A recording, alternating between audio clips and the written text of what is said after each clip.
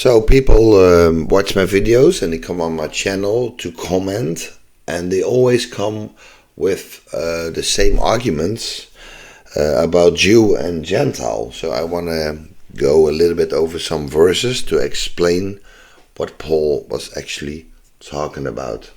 So John Arthur commented to my video, "Hey Chris, would you be interested in having a conversation? I think we probably agree on quite a few issues. However, you don't seem to understand what the Spirit is and what walking in the Spirit is. I say this because you seem to have built your doctrine literally on the flesh because of your focus on ethnicity. The flesh profits nothing, Chris. I'm wondering if you've been sucked into a Hegelian dialectic where you have black Hebrew Israelites on one side versus the white European Israelites on the other. Both sides fighting each other in the flesh, and exactly where Satan wants them. I can give you another perspective on this if you're interested." So first of all, I like to say that often when Christians don't agree, for example, the other day I was on a channel debating Trinity, and the guy said that I am carnal and therefore I cannot understand the Trinity. Right? So you hear this all the time when people don't agree. Then you don't know the Spirit, you don't have the Spirit, you're carnal and you're in the flesh. Right? So, but let's take a look at these verses. And am I really focusing on ethnicity? What does it even mean, right? Because the Bible is written by Israelites for Israelites. So how come that Christians use verses to make the entire story from Adam all the way to Christ basically of null effect? So the universal Judeo doctrine is that the Jews rejected the Christ, therefore the gospel went to non-Israelites, right? So now you have the people in Israel, they are Israel of the flesh, and the rest of the world, if they believe in Jesus, then they become spiritual Israel. That's a Judeo doctrine. But is this really true? Well, he posted some proof texts to prove this Judeo doctrine, Judeo-Christian doctrine. So let's go over these verses. But first, have a look at this chart, because most Christians are not aware that the kingdom of Israel was divided. Right? You had the northern kingdom of Israel and the southern kingdom of Judah. And the northern kingdom of Israel was taken away by Assyria for their idolatry, and they would never return. Now the church teaches us that these 10 tribes of the northern kingdom of Israel, they were taken away and they got lost in history. They just disappeared, and therefore the gospel went to Gentiles. But the one who stayed behind was the kingdom of Judah in the south. They were taken captivity by Babylon. So what happened to the northern 10 tribes? Well, I made lots of videos on my channel proving that these lost tribes, after Babylon took over, they ended up in Europe. So this is important first to understand, right? And I prove it in all my videos. But let's go to these verses. So John says here in his next comment, "But Chris, Paul is very clear in Romans 3, ethnicity is now irrelevant. The new covenant is based entirely on faith. I hope you agree that the 70th week of Daniel is the 3.5 years of Jesus' ministry, and then 3.5 years to the stoning of Stephen. That was when the gospel went to the lost tribes of Israel. Then Paul was commissioned to take it to the Gentiles, to those that were outside of God's covenant with Abraham." So everything in the Old Testament was carnal, but in the New Covenant everything is spiritual, including Israel. That is why a new believer becomes a Jew inwardly from having a circumcised heart. And this is why the Gentiles are grafted in to the spiritual Israel.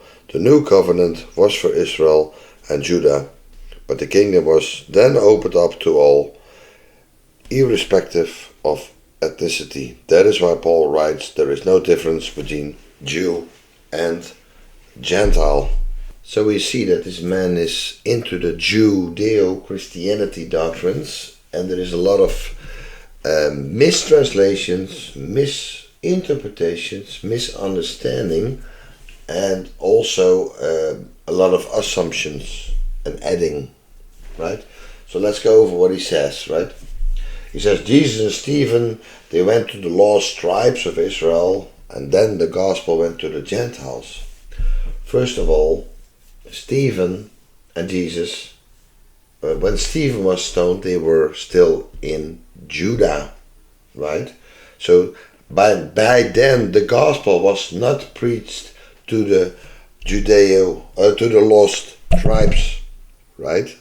These people were still there. They were not lost, right? That's why you have to understand this chart. Jesus and Stephen were in the southern kingdom of Judah, where you had Jerusalem.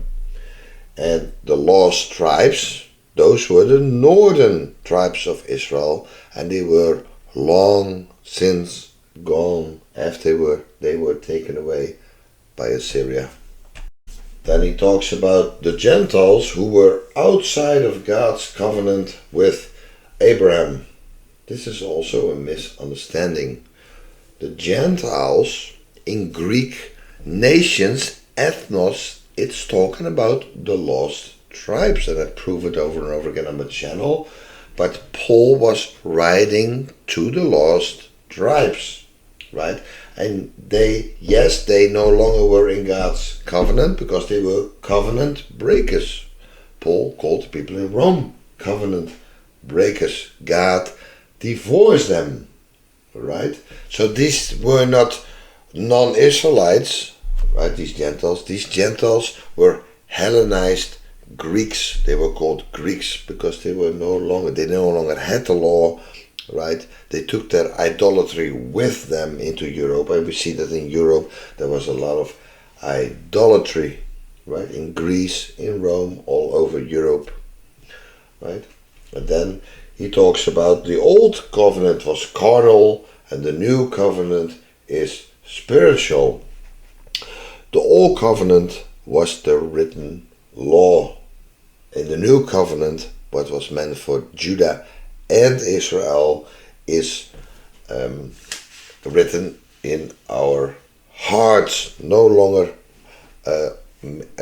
written law. It is now the law written on the hearts of the Israelites. But he tries to say the old covenant was carnal, so it was actual descendants of Abraham, but the new is spiritual. That means everyone who believes something becomes spiritual Israel, and it is just not true, and based on false translations and misinterpretations, right? Then he says, Gentiles grafted in the spiritual Israel. First of all, Gentiles, they are not grafted in, they are grafted back in. They were divorced but reconciled, and they were not grafted into an unbelieving Jewish tree. That's not what he says, but that's what most believe, right? They are grafted in the holy tree, right? That's Christ, right? These were lost tribes of Israel grafted in because they became a wild olive tree, right? Then he says, new covenant was for Judah and Israel and was then opened up to the Gentiles. Also, this is an assumption. This is not true. The new covenant was for the house of Judah and for the house of Israel. It doesn't say, and then for others. It never says that. And those prophets like Jeremiah who prophesied this, he said very clearly, The new covenant will be with the house of Judah and the house of Israel, and he would be reunited into one. Right? So again, and was then opened to the Gentiles. That is not true. Those Gentiles are the lost tribes of Israel. So he will post more verses, and let's take a look at these verses. Right? So that's why Paul writes, there is no difference between Jew and Gentile. Also, this is, first of all, a bad translation. Jew is a new word, right?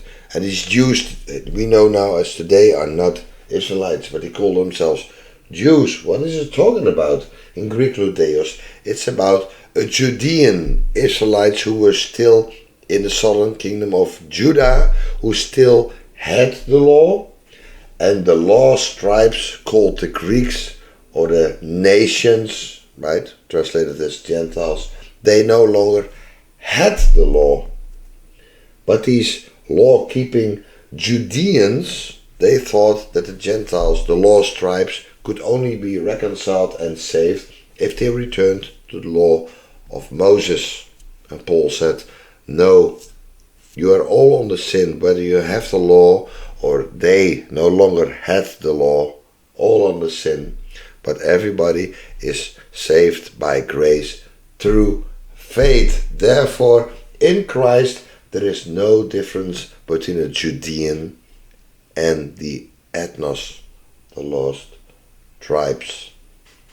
So when Paul was writing to those Gentiles, right, in Greece, in Corinth, Paul tells them, moreover, brethren, I would not that you should be ignorant how that all our fathers were under a cloud, and all passed through the sea, and were all baptized unto Moses in the cloud and in the sea, and did all eat the same spiritual meat. So Paul told those Gentiles, or actually Greeks, that they were brothers and had the same forefathers who came out of Egypt and were baptized in Moses. Paul is telling those Gentiles that they are just like Paul, Israelites. Paul was of the tribe of Benjamin. So if we correctly understand this, then we can look at the next verses John gave me. And these verses are always the same verses they use to prove that the seed of Abraham is no longer important, and that non-Abrahamic people through faith now become spiritual Israel. And I'm gonna explain these verses in the right translation and in context. So Ephesians 2:11, wherefore remember that ye being in the time past Gentiles in the flesh, who are called uncircumcision, by that which is called the circumcision in the flesh, made by hands. So the argument is that in times past you were Gentiles called the uncircumcision. But why do you think they were called the uncircumcised? And why do you think the people left in Judah were called the circumcision in the flesh? Right? This is talking about times past. Times past. They did not circumcise their heart in Judah. They circumcised their flesh. And you, Gentiles, no longer had the law. You no longer circumcised yourself. Therefore, there was a difference between the circumcision and the uncircumcision. Now, another verse that always comes up is Galatians 3:16. Now to Abraham and his seed were the promises made. He said not unto seeds as of many, but as of one, and to thy seed, which is Christ. So they say, see, it is not about many seeds of Abraham, it's only Christ, so everyone who believes in Christ becomes spiritual seed. And it is not what this verse is saying at all. Right? It says to Abraham and his seed were the promises made. Who is that seed? the seed is Abraham, Isaac, and Jacob. From that line came the Christ, right? Ishmael was also Abraham's seed. Esau also came from Abraham, right? Through Jacob, or through Isaac, I should say, right? So many different peoples claimed to be the seed of Abraham, but it was not all these seeds from Abraham.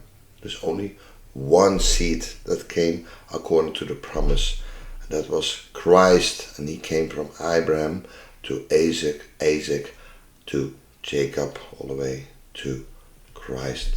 So the flesh profited nothing. So just being a descendant of Abraham, Isaac, and Jacob, that is still not good enough. You also have to put your faith in Christ. Don't think that everything stopped at Christ. Christ came for the lost sheep of Israel to reconcile them with the Judeans, and all of them would be saved by faith, by grace, through faith, and they would enter into the new covenant so they can be a light and a blessing to the world. And that is what the gospel was all about. And the European people are the descendants of those Israelites who entered the new covenant.